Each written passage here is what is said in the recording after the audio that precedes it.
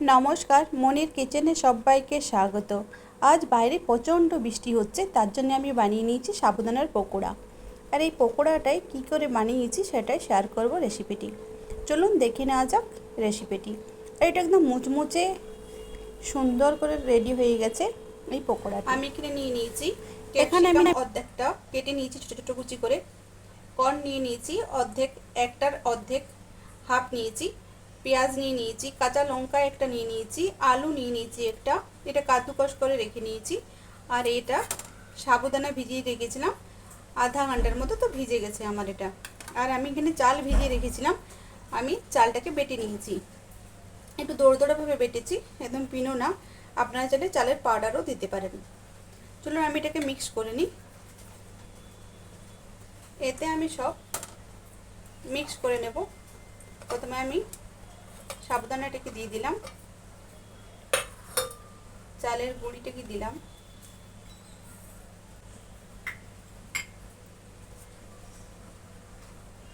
দু চামচ বেসন দিয়ে দিলাম। আপনারা চাইলে চালের গুঁড়িতেও করতে পারেন। 2 চামচ দিয়ে দিলাম।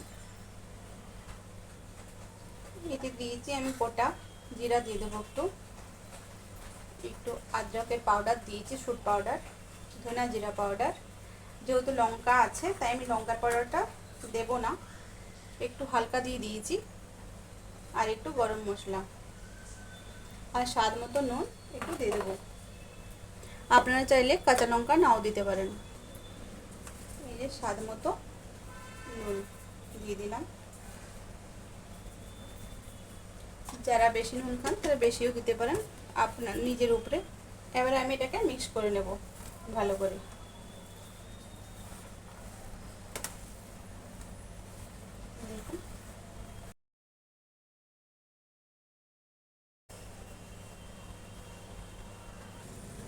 এই যে ভালো করে আমি মেখে নিয়েছি। এবারে আমি যে বড়াগুলি করব সেই বড়াগুলি শেপ দেব। এই দেখুন, এইরকম করে বড়াগুলো শেপ দিয়ে দেবো। এটা খেতে কিন্তু দারুণ হয়। হ্যাঁ, এই দেখুন,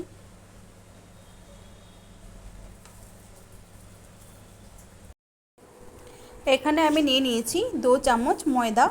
আর আমি চালটা যেটা বেটে রেখেছিলাম সেই বাটারটা আমি নিয়ে নেব, মিক্স করে নেব। আর এখানে কালো জিরা দিয়ে দিয়ে আর একটু স্বাদ মতো নুন দিয়ে মিক্স করে নেব। বাটারটি ভালো করে মিক্স করে নিতে হবে। আর ফির একটা একটা করে বড়া আমি ছেড়ে দেবো গরম তেলে। তেল গরম হয়ে গেছে, আমি এবারে একটা একটা দেখুন বড়া ভেজে নেব। এই দেখুন,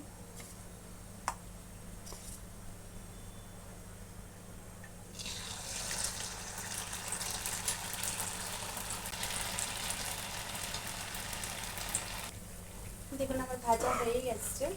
10 থেকে 15 মিনিটের মতো ভেজে নিয়েছি, লাল লাল ভাজা হয়ে গেছে। দেখুন,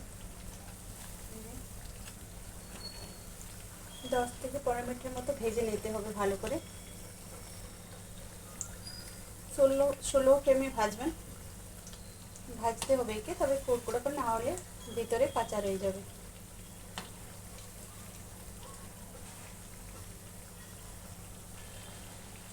এই দেখুন আমার কি সুন্দর কালার এসেছে, দেখুন, এই দেখুন কি সুন্দর হয়েছে দেখতে। আমি এবারে একটা একটা করে উঠিয়ে নেব। দেখুন আমার গরম গরম সাবুদানার পকোড়া রেডি হয়ে গেছে।